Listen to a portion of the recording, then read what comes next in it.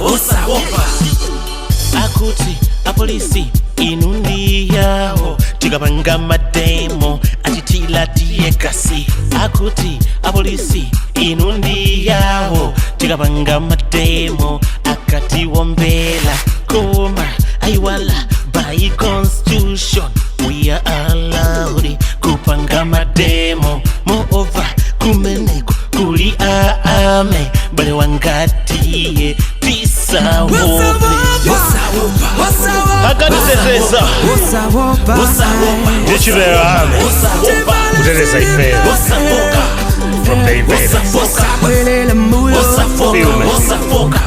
Sotimamiza Soti komelela Sosankana ntundu Ndati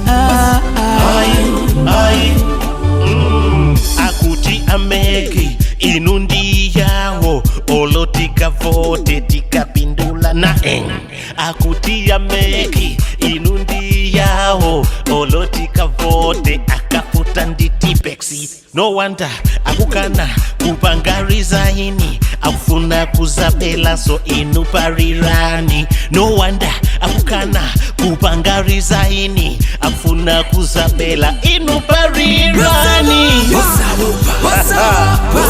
vanhu vamene vakuina kupangariza ini kufuna chisankho chenicheni parirani no doubt they can't be trusted. Sotimamiza Soti komelela Sosankana ntundu Ndati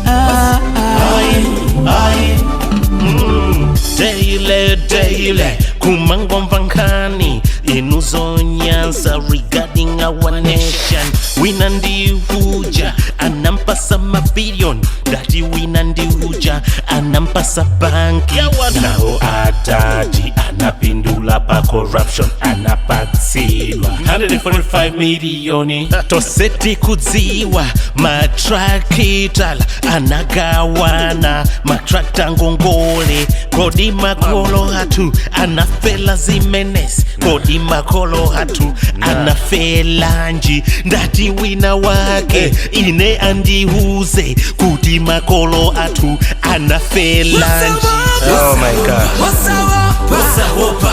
Anafela nji makolo hatu kumenyera dziko likulu kumenyera anthu akubaho maimvedawo no somebody has to do something. Ame please Soti komelela Sosankana ntundu Ndati Abale please listen. We say no to the ex-president. We say no to fraudulent making. We say no to the ex-president. We say no to fraudulent making. Shame on you, I'm making shame on you. shame on you ame we trusted you by Agabanda Kibongwe Georgia letting the whole country down ife kulawulira mama mukudziwa zakuti mukasankha mutwino wa